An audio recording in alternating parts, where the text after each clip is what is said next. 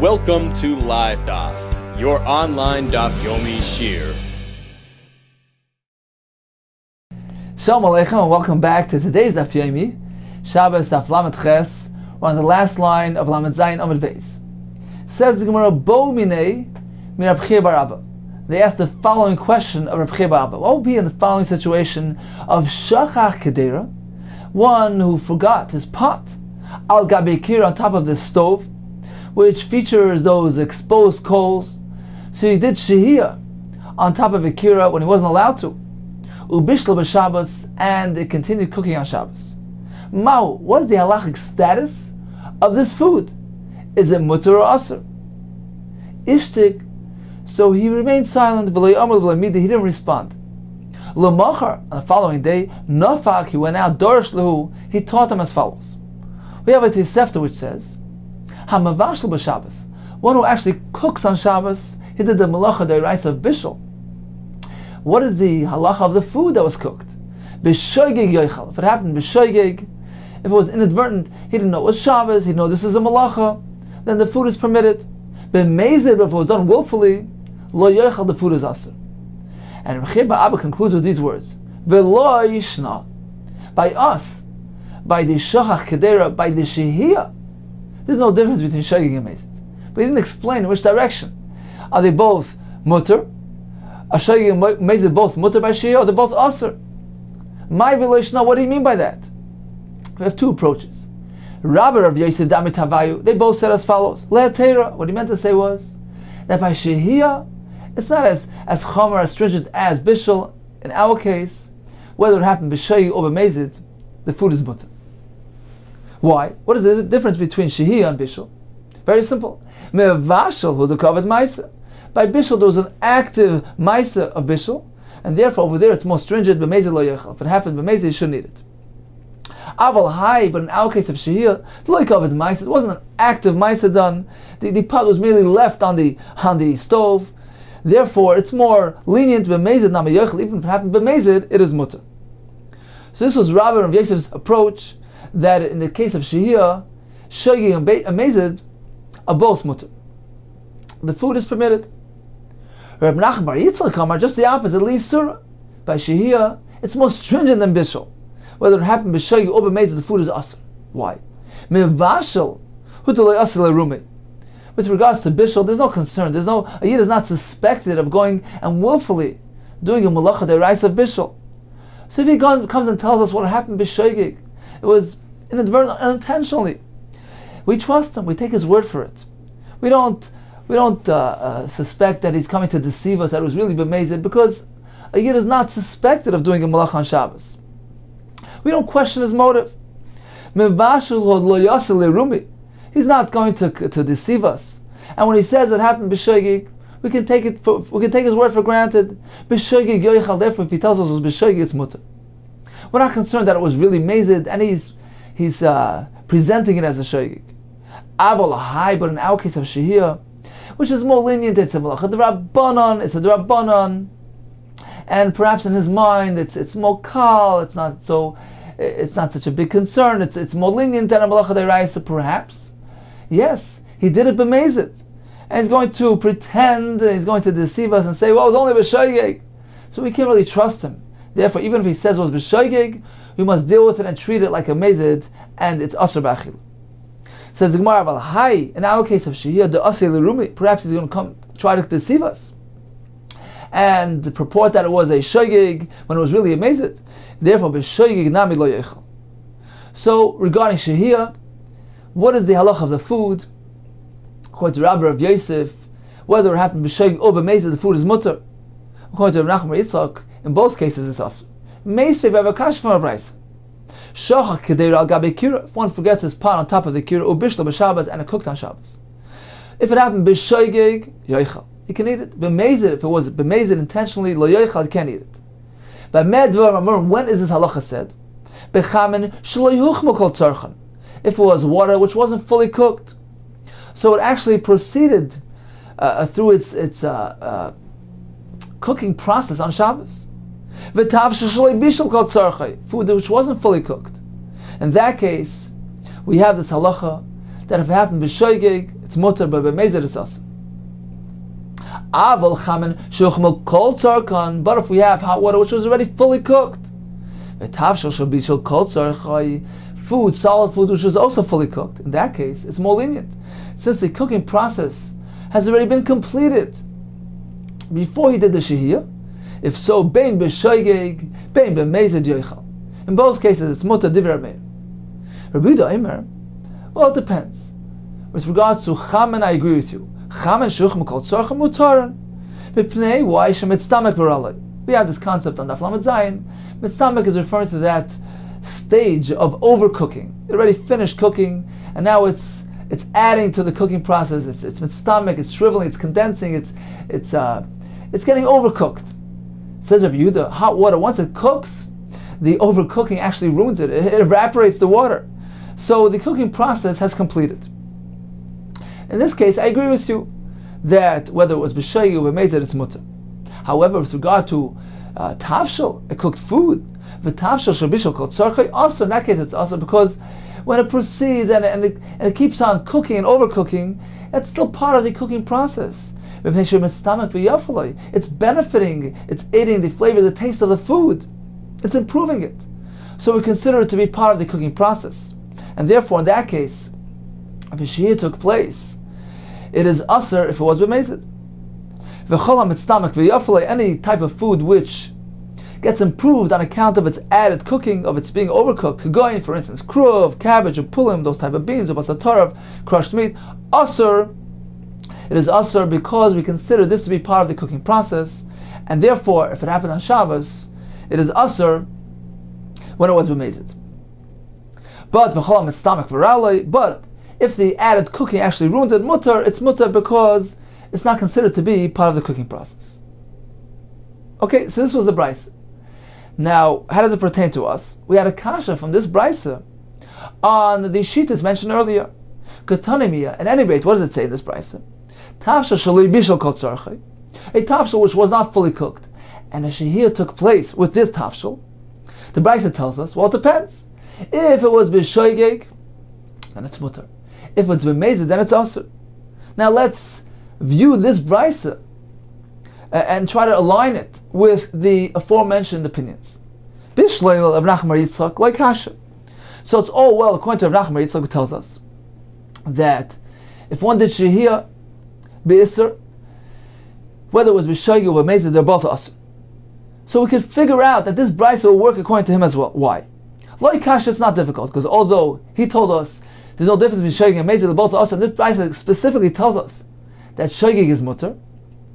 It depends on what point in history we're speaking about. Like Kasha, it's not difficult. Kan koydem gzera, kan la'ach gzera.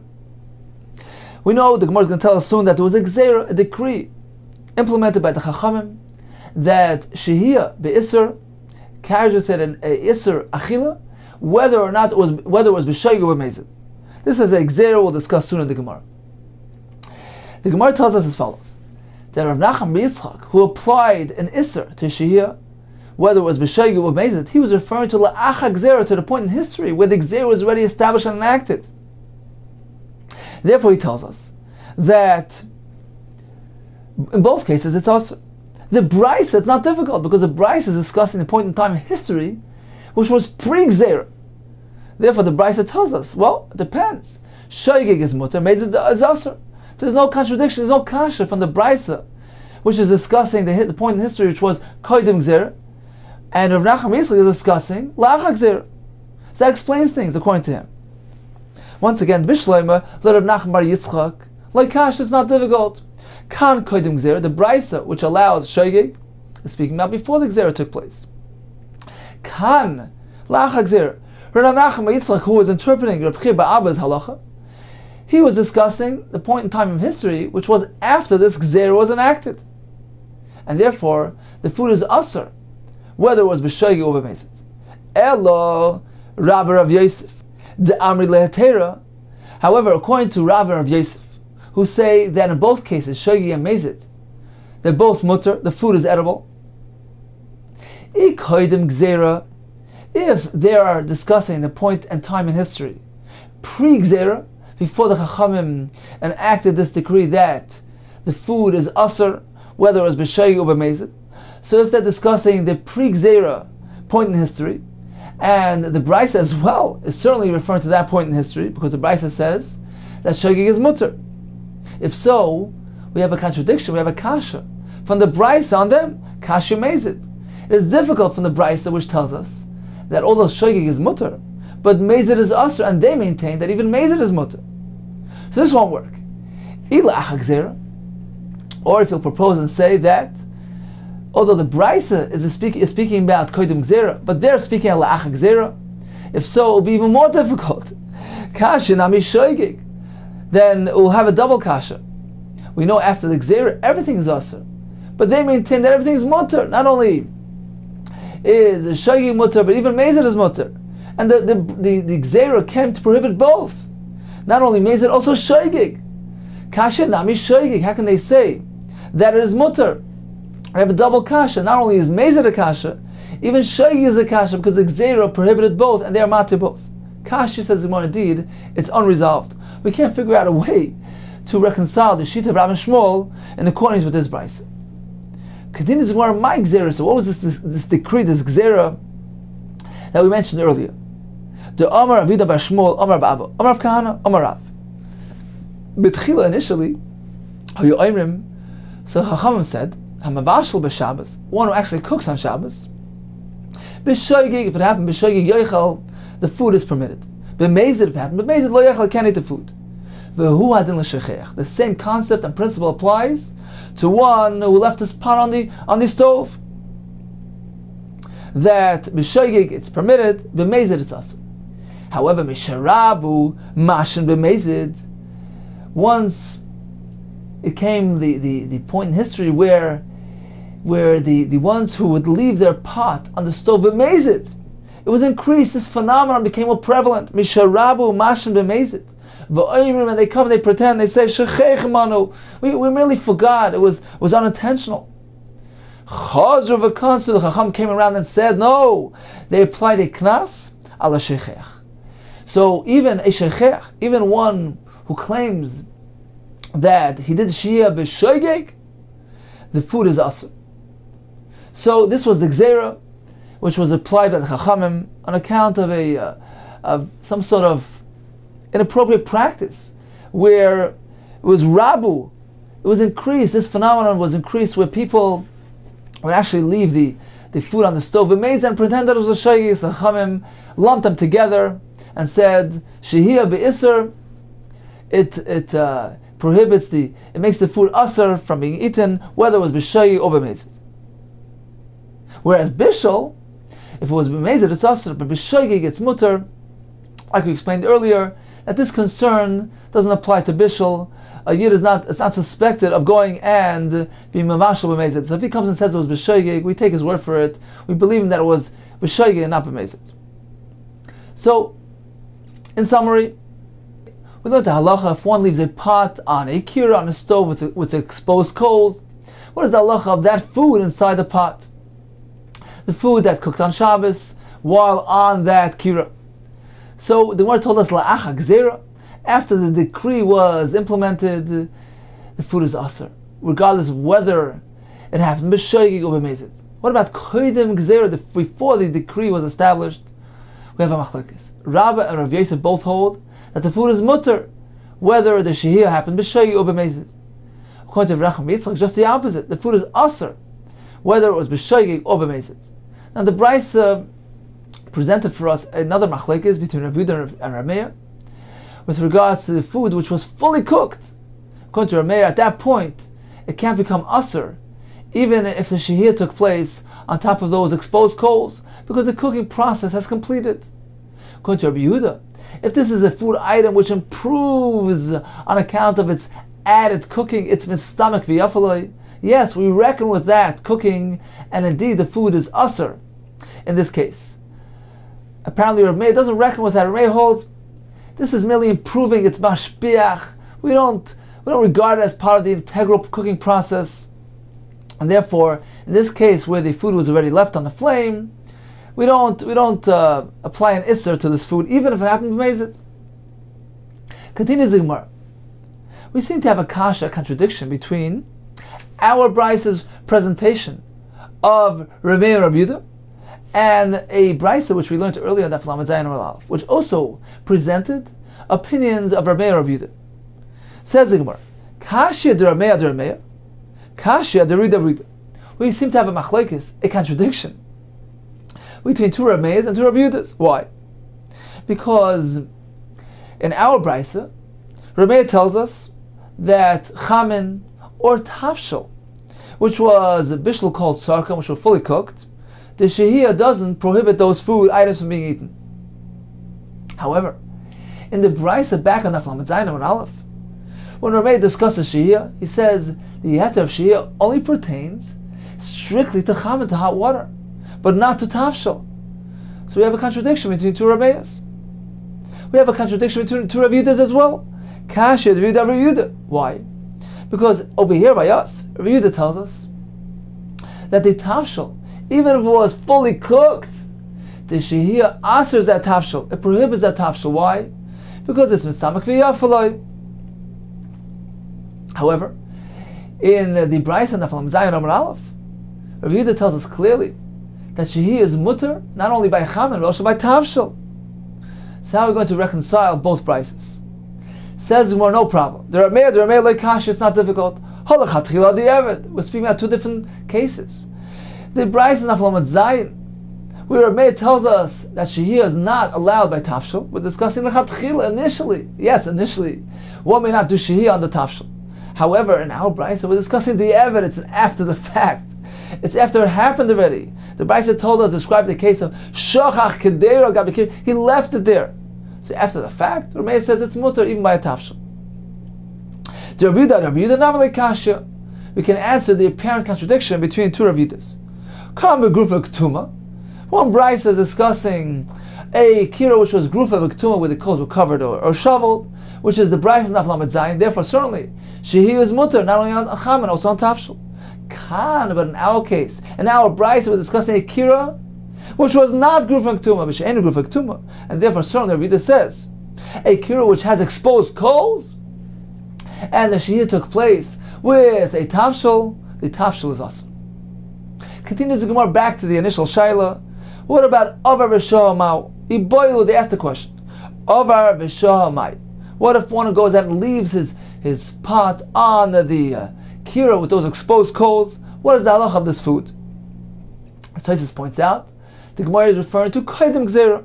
The one wants to know what is the halach of the food. Mikan sur Rabbanan, the Rabbanan apply a penalty, and that they prohibit this food from being eaten, oiloi or not. Toshma, come and listen to this right. Damar Shmuel bar Nasan, he related the following story. Damar Shmuel bar Nasan, Amar Chanina. Kishalach Rabbi Yosi l'tzipori. When Rabbi Yosi went to Tzipori, Masa, so he noticed chamin shenishtal gabe kira. He noticed the hot water that was left on the kira. There was a shehiyah be'isr on a kira v'loy asalan. He didn't prohibit that water from being drunk. Beitzim mitzumakos, but when he found those shriveled, those eggs that were shriveled shenishtal gabe kira, that shehiyah was done with those eggs on the kira, v'asalan, so he applied an isser to those eggs. My love lo isser Shabbos. Apparently, he applied the isser even to that Shabbos. He didn't allow the eggs, those shriveled eggs, to be eaten on that Shabbos. Why?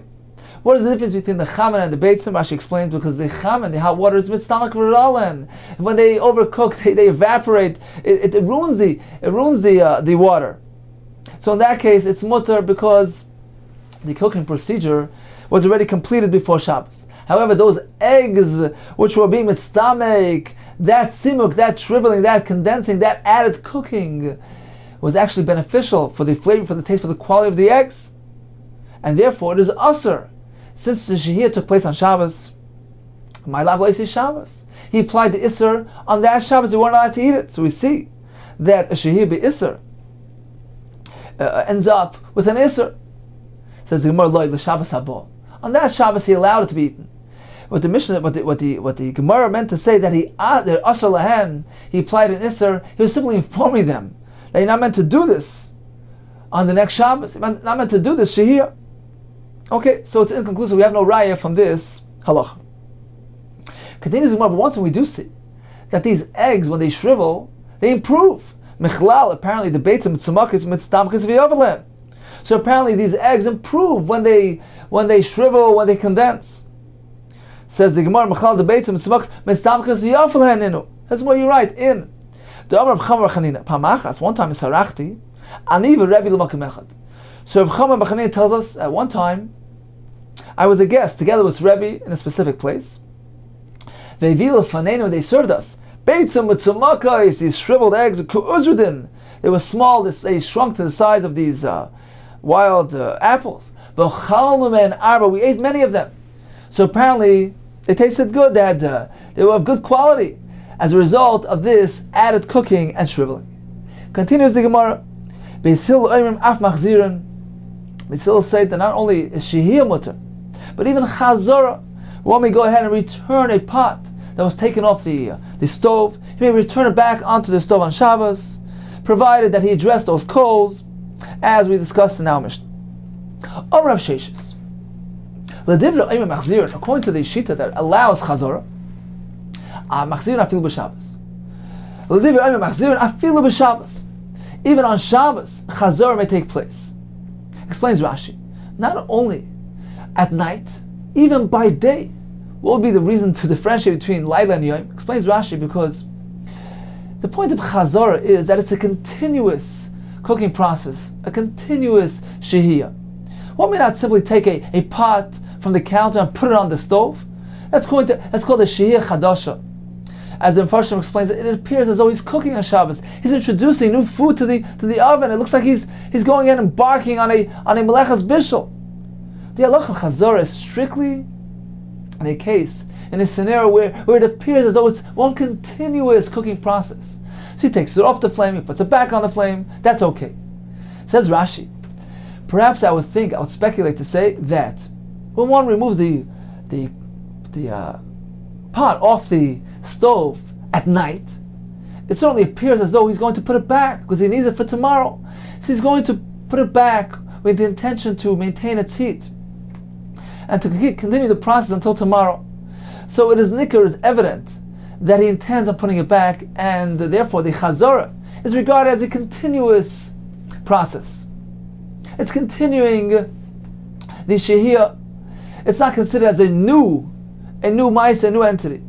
However, by day, once he removes the pot from the stove by day, perhaps it may appear as though he's taking it off for good. He's using it for his meal. He doesn't intend on putting it back. Therefore, to allow him to put it back, we wouldn't allow that, because it appears as though it's a shehiyah chadasha. He's placing it there anew. It's a new ma'isa. It's not a continuation from the previous shehiyah. Says the Gemara, no. Rav Sheshes tells us, even if he did it by day, even if he took the pot off in the morning and he wants to put it back, it's allowed. Continues the Gemara, even during the daytime it's allowed. There was once a time we were standing in front of Le'elim Rav Chia Bar Rabba,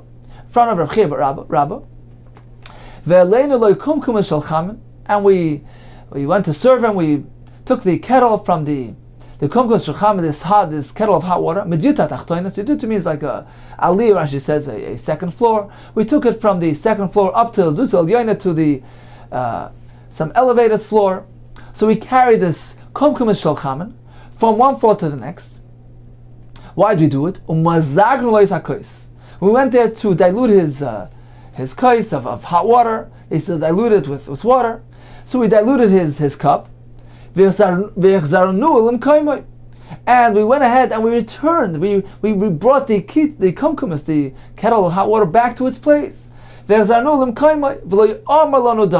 say anything. He didn't make a comment. So evidently it's mutter. We have a raya from here that chazor even by yom is mutter. Now, where does Rav Yesha mention by yom? How do we see anything from Rav Yesha's story with regard to our question whether chazor is allowed by day? So there are various interpretations here. Perhaps the fact that Rav Yesha didn't stipulate that it took place at night. He didn't take pains to explain that. Apparently, it's not an important factor.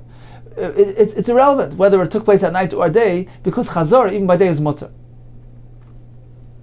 Others explain that since he went ahead and he took the kumkum shulchamen and went up to the to Rav Chia Rabbah and did the music up there, it's apparent from there the Allah perhaps assumes that he has no intention of bringing it back here, because otherwise why did he take the kettle up to the wine? Why didn't he simply bring the wine here to the stove, which perhaps will be more convenient simply to do the dilution over here? And once he finishes diluting it here, he go ahead and bring back the wine up there. Why did he bring the kettle up there? It appears that he's done with the cooking process. He has no intention of bringing the kettle back here. So the appearance here is that the cooking process has completed. Others explain, since this was a significant act, it was an interruption, it was a hefsek between one shehiyah and the next. He went, he took it and climbed up and diluted. So this whole process appears like an hefsek, like an interruption of the shehiyah. So to allow the shehiyah to continue, Allah chazor in this case is akin and equivalent to the discussion we had earlier regarding the chazor b'yom, where it appears as though the shehiyah has already been interrupted. Nevertheless, he allowed it. So apparently there's no difference between all these cases, and we regard the chazor as merely a continuation of the initial process of bishul. Is not considered to be a shehiyah chadash and its mutter. Continues the Gemara some other guidelines and various details regarding the halacha of chazor. Amar Zika, Amar Abba, Amar Tadoi. Leishanu. Chazor is only allowed only if the pot is still in his hands. In that case, indeed, it appears as though the chazor is a continuous process. There was no interruption. He's still holding on to it. He took it off the stove. He's holding on to it, and then he returns it. But if he should place it down on the floor, asur, he can't do chazorah, because placing it on the floor constitutes a hefsek, an interruption. And if we were allow him to go and put it back on the stove, it appears as though it's a new ma'isa shehiyah, and it looks like bishul. It looks like he's going and introducing a new item to the stove. It doesn't appear as one continuous process. Omar Abi, no. Rav Tadoi de'avad the garmeu de'avad. This statement from Rav Tadoi, this stringency, it's his own opinion. Others don't agree with him. Others hold that even placing it on the floor allows chazor. Ela rad the hocha amar Rav Chia Rav Yochanan. I feel a nichal gabe karka mutar. Even if he places it down on the ground, we regard the chazorah, which will take place subsequently, as a continuous process. Continues the Gemara. Pligiba, there's actually a machlokes between Rav Dimi and Rav Shmuel bar Yehuda.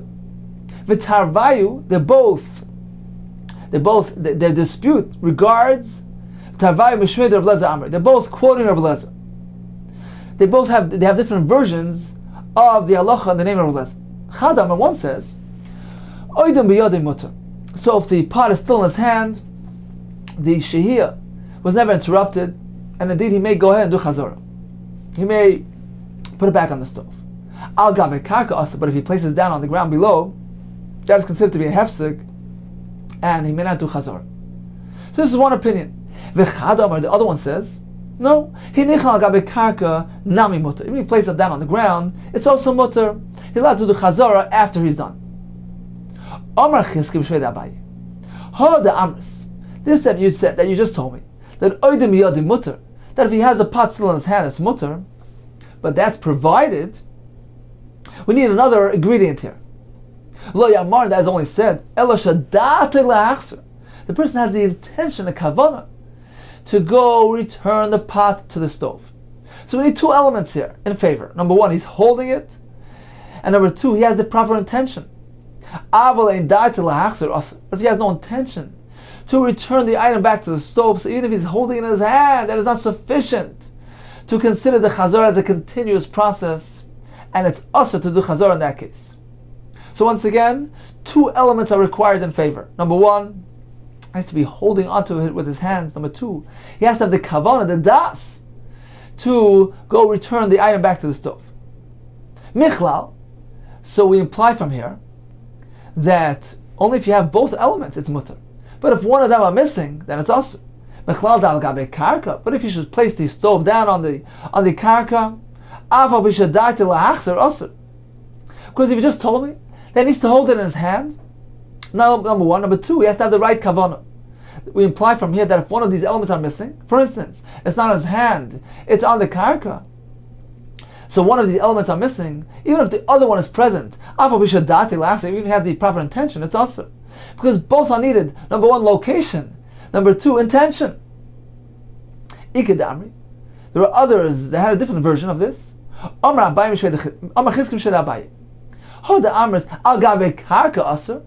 This said, you told me that if he places the pot down on the floor, on the karka, it's asr.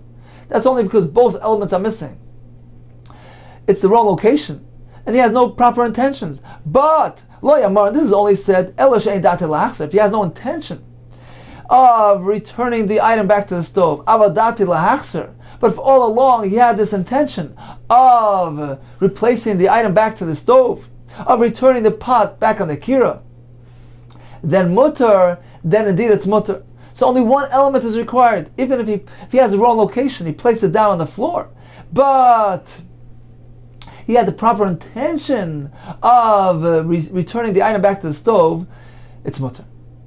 Michlal, apparently, only one element is required, only one ingredient, either location or intention. So if we have one of those two, it's mutter. So if he has it still in his hand, we have the proper location. Even if he doesn't have the proper intention, he doesn't have a kavanah to return the item back to the stove, it's mutter. So according to this version, only one ingredient is required. Whereas according to the first version, both ingredients are required. Concludes the Gemara. So we have two categories. We have when it's still in his hand, there's one set of halachis. We have we have one set of halachis. What about something in between? If he hung the pot up on the hook, on the rod, on the stick, so it's not in his hand, nor is it down on the ground. What is the halacha here? So he placed the pots on the bed. What is the halacha? What if he spills, he pours out the contents from one pot into the other, and he wants to do chazor now? Do we look at the content? It's the same content, the same food, and it's considered to be one continuous ma'aseh shehiyah, one continuous ma'aseh bishul, and chazor is allowed? Or do we look at the pot? It's a new pot, it's a new entity, it's a new ma'aseh shehiyah, and we don't allow him to put it back on the kira. Teiku, we leave it unresolved. So in summary, we learned about the halacha of chazara. Chazara is allowed, and the Gemara told us even by day, even if he had removed a pot when it was Shabbos day, he can go ahead and return it back to its place. The Gemara told us if he's holding it in his hand, it certainly is mutter, but if he placed it on the floor below on the karka, we have achlokes.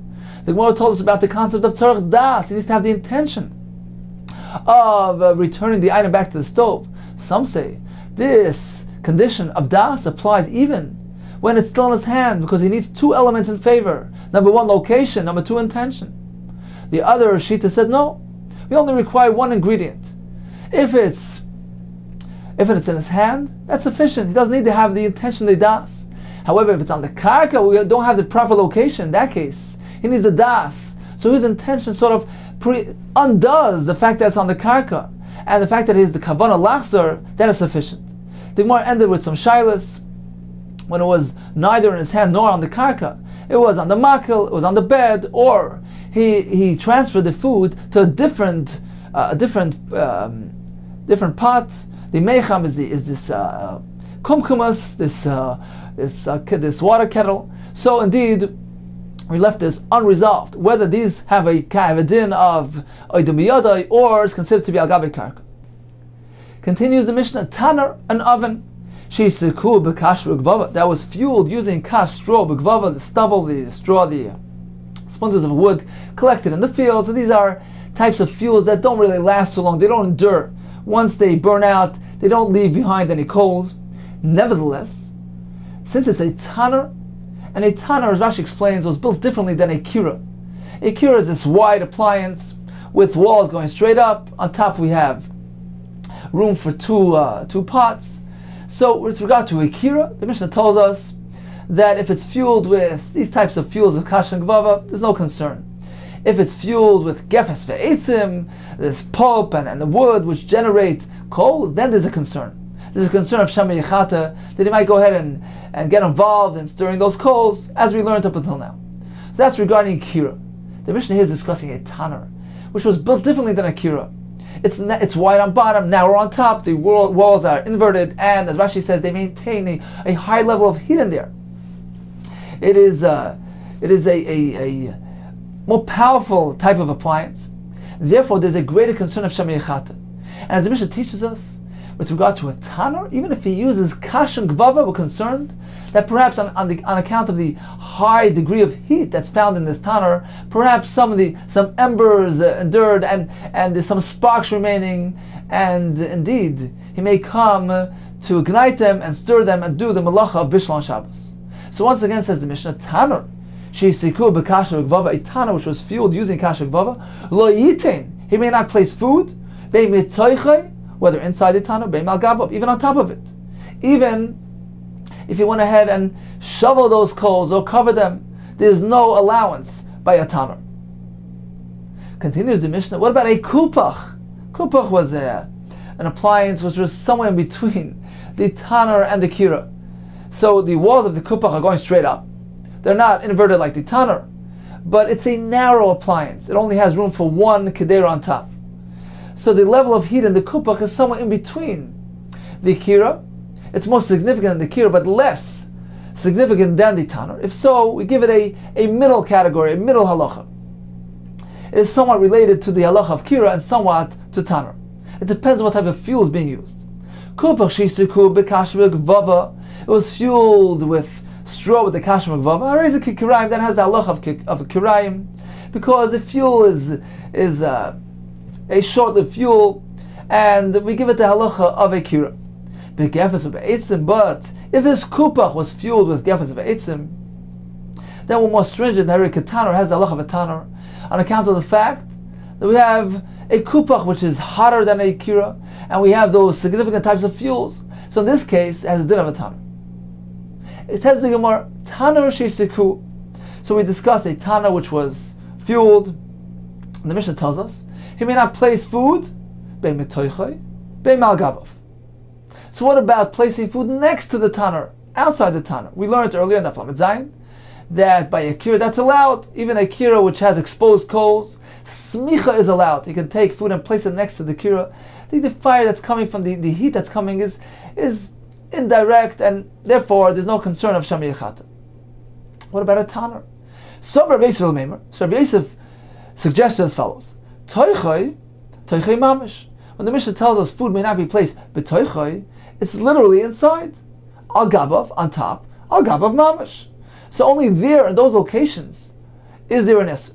Aval lismech shaper dami, but merely to place food next to the tanner, it's mutter. Eis ve'abaye, you can't say that. Let's take a closer look at the Mishnah. Kupach shisiku b'kasha v'gvava, a kupach which was fueled using kasha gvava. Harei kirayim, so it has a din. It is equated with kirayim, begefes of eitzim. But if it was used, fuel of gefes v'eitzim were used, harei tanner has the halacha of a tanner. Va'asur, and the kupach is asur like the tanner.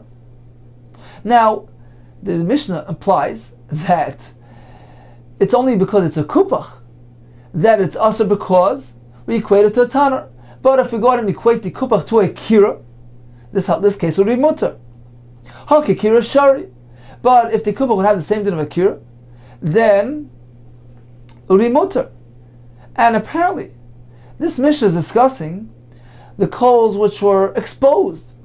Because if these coals were covered or shoveled, it's very difficult to fathom that the Mishnah would say that a kupach would be asur.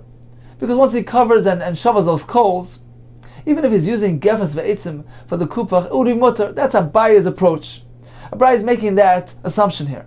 So if we're speaking about coals that are exposed, and the Mishnah is telling us that the kupach, which was fueled using the gefes ve'etzim, is asur, because we equate it, in this case we give it a din of a tanner.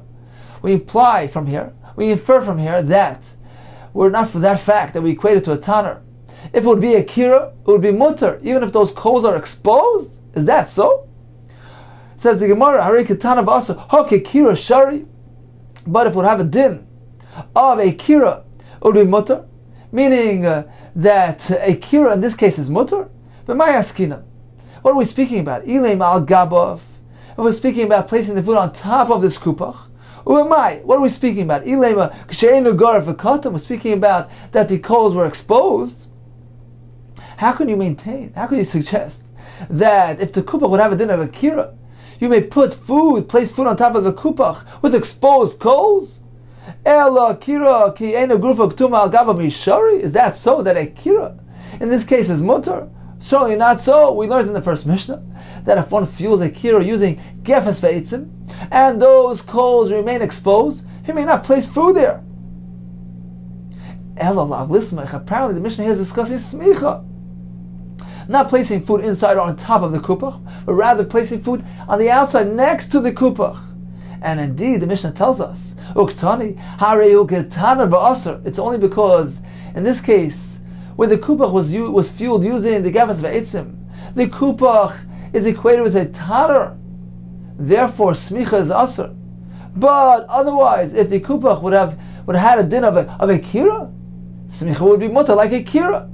But it's only because we're equating like a taner to its aser. Says Abaye, I have a clear raya that smicha by a taner is aser. Says the Gemara, Omar Rad Barava, not necessarily so. Perhaps the Mishnah is speaking about that the coals were indeed shoveled or covered. Hacha bekupach garaf v'katum. We're speaking about the kupach where the coals were shoveled v'katum or covered. V'taner grufak tumaskinan, and the taner discussed in our Mishnah also had its coals covered or shoveled. And therefore, in this case, the Mishnah is telling us that the kupach, which was fueled with these gefes ve'etzim, harika taner, has the same din of a taner, since a kupach is more hot than a kira. He used those significant fuels of gefes ve'etzim which generate coals, and therefore it has a din of a taner. And even after shoveling or covering those coals, the afagav degar for kotum al gabav aser, you may not place food on top of this kupach, just like a taner, because a taner is so hot inside. We're so concerned about the heat in the taner that even if he goes and shovels or covers the coals within the taner, it's still aser. The Mishnah tells us. What about a kupach? Does a kupach has the same din as a taner? Well, it depends.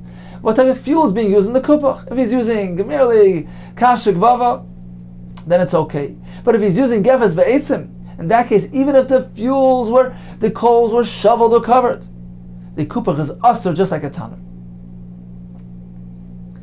But that's only because we equate it to taner. But implied from here is that should we have equated the kupach to a kira, in this case, it certainly would be mutar. Because once he shovels or covers those coals, even if those coals are gefes ve'etzim, it will be mutar like in a kira. As we learned in the first Mishnah of the parak. The kira, if the kupach would have a din merely like a kira, ki grufa k'tum shaber dami, then certainly if he shoveled or covered those coals, it will be mutar. So Rav Abba maintains that the Mishnah is not discussing the halacha of smicha. Rather, the Mishnah is discussing placing food on top of the kupach. And the Mishnah is telling us that even if those coals were covered or shoveled, it's still aser. The kupach that was fueled using gefes ve'etzim is aser just like a taner is aser, even after the coals were shoveled or covered. So in summary, we have a machlekes regarding being soimech, lismech, taking an item and placing it next to a taner. According to Rav Yosef and Rav Ada Bar Ava, that's mutar. According to Abaye, it's aser. Continues the word Tanya. Kavasi Abaye, we have a brisa which supports Abaye's shita. The brisa says, Taner shisiku b'kasher gvava, a taner which was fueled with kasher gvava. Ein soimchen loy, one may not place an item next to this taner. Vein tzorch loy, and certainly al gabav, on top of it. Certainly one may not place an item inside this taner. And once again, even if he shoveled these coals, even if he covered them with ashes, a taner is more stringent than everything else. It is aser to place food there. And that's even by kasha gvava, which are those flimsy sorts of fuels. And certainly by gefes ve'etzim, which are more significant forms of fuels which generate coals, the Isser applies there certainly. What about a kupach? A kupach which was fueled using kasha gvava, in this case, has a din like a kira. We're not concerned with those fuels which burn out. One may do smicha, one may place an item next to the kupach, just like a kira. Vein, the Hagoy Sagra takes out the word vein and says v'nois la'gabov, and one may place food on top of this kupach. But that's because he used kasha gvava. However, if you use gefes ve'etzim, ein soimchen loi. In that case, the kupach has a din of a tanner, and one may not place an item next to the kupach. So certainly we see from this brayso very clearly that smicha has the same din as the other things. With regard to a tanner or a kupach, smicha is not allowed, just like placing the item into the tanner or on top of it. So in summary, we have three categories of appliances. We have the kira, we have the kupach, and we have the tanner.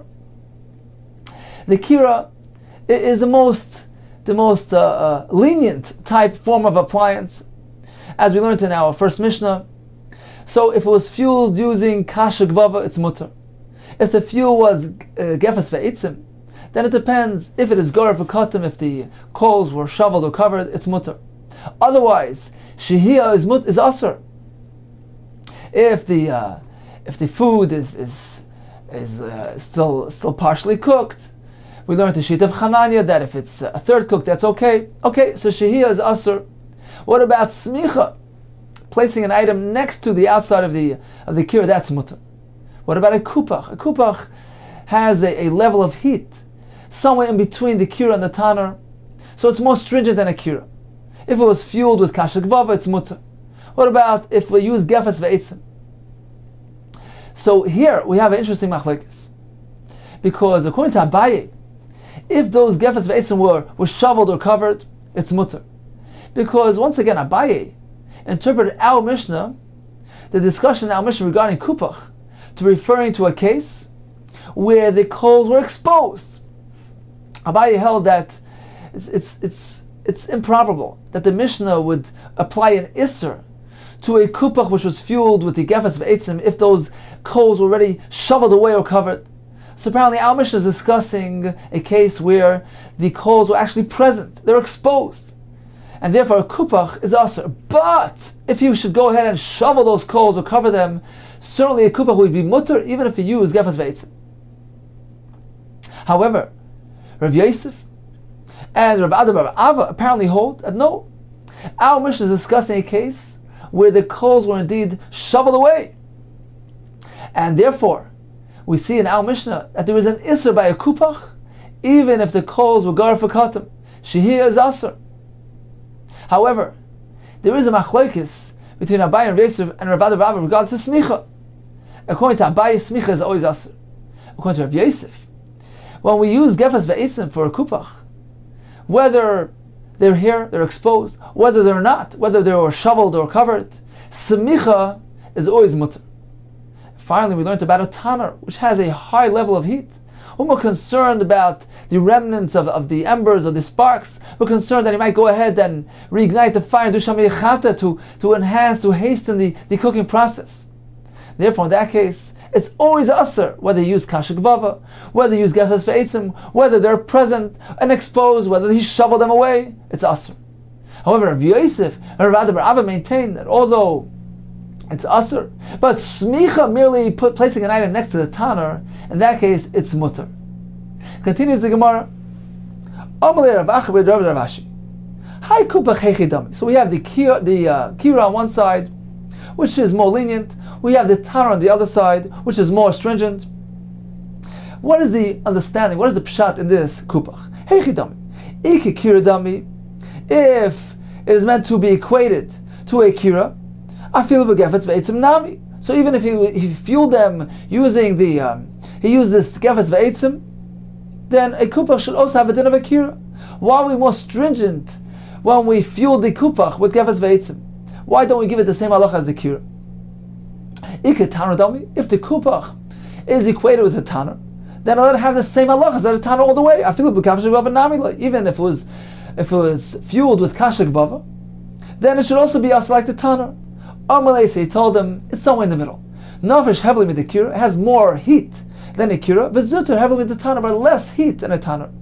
If so, we give it a status of somewhere in between the kira and the tanner. When it was fueled with kasha gvava, we give it a din of a kira. when it was fused using the Gevas Ve'etzim, we give it a din of Matana. Says the Gemara, what is the dimensions? What is the configuration of the kupach? Hey chidami kupach, hey chidami kira. What is the difference between the configuration of a kupach and the configuration of a kira? Kupach is mokam shvisas achas. On the kupach, there's a place to put one pot. Kira is like a double kupach. Has mokam shvisas shtei kederis. Has place for two pots on top of it. Amar Abaye, v'iter Rabbi Yirmiyah, afanan amtanina. We learned the same concept in the Mishnah and Kalim. We see from there, and indeed, the Kira and Kupach have these dimensions. The Mishnah says, Kira shenechlaka lo arka Torah. If a Kira was split, it was broken alongside its length, it's Torah because it's rendered unfit for use. L'rachba, however, alongside its width, it's tamei. Why? Because by splitting the Kira alongside its along its width, so now he splits the Kira into two. So you can place one pot on one half and one pot on the other. It's still suitable to be used. Kupach, however, kupach bein la'orkam and la'roch by Torah. If it was split in any direction, it's tar because it initially only had room for one pot. So if it gets split, there's no room for anything, and it is rendered unfit for use, and it's tar. Continues the Mishnah, a noisnin beitza b'sadamecham. Why not place an egg next to this hot water kettle, which was already taken off the flame? So we may not place a beitza, an egg there, b'shvil shatis galgil, so that it gets slightly roasted, slightly cooked. It's an isser, it's a malacha. Why? Because although it's not really next to the fire, but this kettle still has the heat of the fire. He's heating the beitza with toldas eish, with a derivative of fire, and it's also. So he can't do that b'shvil shatis galgil. So Rashi says, why are we using the word shatis galgil? Because when it's raw, when the egg is raw, it doesn't really roll properly. So it's only once it's cooked or roasted. So he's roasting and cooking it b'shvil shatis galgil. Now, indeed, it rolls. Why we not break the egg crack it into a material which was heated by the sun? So this is called toldas hachama, a derivative of the heat of the sun. That also is asur according to Tanakama. Rabbi Yossi Mater, he says toldas hachama, a derivative of the sun heat, is mutter. Everybody agrees to this halacha. You can't cover the egg in the hot sand or dust on the side of the road. It should roast. Continues the mission with one more halacha. Masa story. The people in Tveria who have those hot water springs, which were remnants from the Mabel, which was hot water. So they had those Chami Tveria. So they did something as follows. They wanted hot water on Shabbos. So what did they do? They brought along silan shaltzanin. They routed a pipe containing cold water through the stream of hot water. And they had cold water running through that stream on Shabbos, and it warmed it up. So they have hot water on Shabbos. No, you must be careful. In b'Shabbos, with regards to the water that came through on Shabbos, you can't even use it. Shabbos has the halacha, the status of hot water which was cooked on Shabbos. You can't use it for washing or drinking. In b'Yom if this water came through on Yom Tif, then it has the halacha kechamen and shuchim b'Yom Tif, and indeed you can't use it for washing. You can use it for drinking because on Yom Tif the malacha of cooking is allowed for ichal nefesh, for human consumption. Therefore, you can use this water for drinking, although you can't use it for washing, because one may not wash water, one may not cook up water on Yom Tov for bathing, washing purposes. Okay, let's take a quick hazara of today's daf. We began with the halacha of a person left his pot on a stove which had those exposed coals. So he did a shehiyah be'issa. What is the halacha of the food in that pot? The Gemara told us, it depends. Koydem gzera, la'achar gzera. There was a gzera decree enacted that everything is us, whether he did it b'shogeg or b'mezid. Even b'shogeg, the Chacham was concerned that he's deceiving us. He really did it b'mezid, and he's pretending that it was inadvertent. Therefore, all across the board, they applied an issa. What happened koydem gzera, before this gzera? According to Rabbi Rav Yosef, shogeg and b'mezid are both mutter. The Gemara said it's different than mevashel, when a person actually cooks, because here he didn't do a ma'aseh, it was merely passive. According to Rav Nachman Yitzchak, shogeg and b'mezid are both aser. And the Brisa presented a machlokes between Rav Meir and Rav Yehuda, with regards to food which was fully cooked, and a shehiyah took place be'isr. According to Rameya, since it's fully cooked, it's mutter. According to Rav Yehuda, we're concerned about the additional cooking. If it's in stomach v'yafale, if the additional cooking, the overcooking actually benefits, it proves the value of the food, that too is considered part of the cooking process. And since he did shehiyah be'isr, it's asr. The Gemara proceeded with the halach of chazara, that even by day it's mutter. That according to the shita, that chazara is mutter, it's irrelevant whether it took place at night or by day. The Gemara told us if he's holding onto the pot in his hand, certainly chazara is mutter, because the chazara is merely a continuation of the initial process. It's a continuous process. It doesn't look like it's a new introduction of food to the stove. If the food was placed on the karka, we have a machlokes. The Gemara told us the concept of intention. He needs to have das. Initially, he has to have the das to go return the item onto the stove. The Gemara said there are two versions of this halacha. Some say this condition applies even when he's holding the food in his hand. Some say this only applies once he placed the food on the ground. Where it was placed, since it was placed on the ground, it appears like the shehiyah, the cooking process, was interrupted. In that case, the das is pertinent, it's required. Since the location is not favorable, at least let him have the proper intention. The fact that he had intended on returning the item back to the stove, we consider it to be a continuous bishul, a continuous shehiyah. The Gemara concluded regarding some cases that are neither his hand, neither karka. What about on the makil? What about placing it on the bed? What about pouring the contents from one pot to the other? So it's the same content but a different pot. And the Gemara concluded with a teku. The Gemara continued with the halach of tanar and kupach. And in conclusion, we had a machlokes between Abaye and Rav Yosef and Rav Ada bar Ava regarding smicha. What about placing a food item next to a tanar? According to Abaye, it's asr. According to Rav Yosef and Rav Ada bar Ava, it's mutter. And we have three categories of kira, kupach, and tanar, and various halachos regarding each one. Regarding a kira, which is the most lenient of all, since the heat inside is not so intense, the concern of reigniting those flames are not so prevalent, and therefore it depends what he used as fuel. If he used kasha gvava, it's mutter. If he used gefes ve'etzim, and he was goyer v'koitim, he shoveled or covered those coals, it's mutter. Otherwise, it's asr. But smicha by a kira, placing an item next to the kira, all agree is mutter.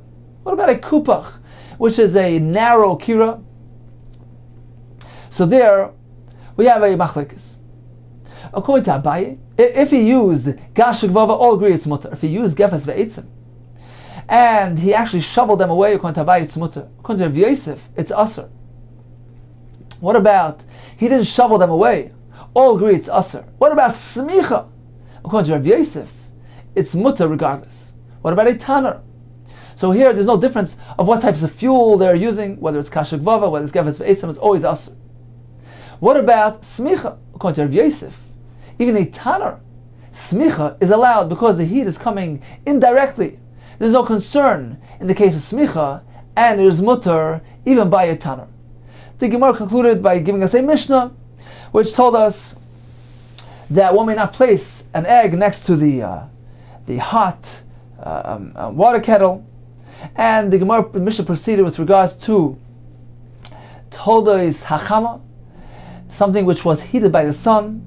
Is that also considered to be a bishul? According to the Tanna Kama, yes. According to Rav Yossi, no. And the Mishnah concluded with the halacha of choil and avak drachim. According to everybody, it's asr. And then with the story of Anshe Tveria, who routed the water through the Chamet Tveria, and the Rabbanah told them it's not allowed. It's considered as though it was cooked on Shabbos, and you can't even use it. If it happened on Yom Tov, you can't use it for bathing, but you can use it for shtiyah.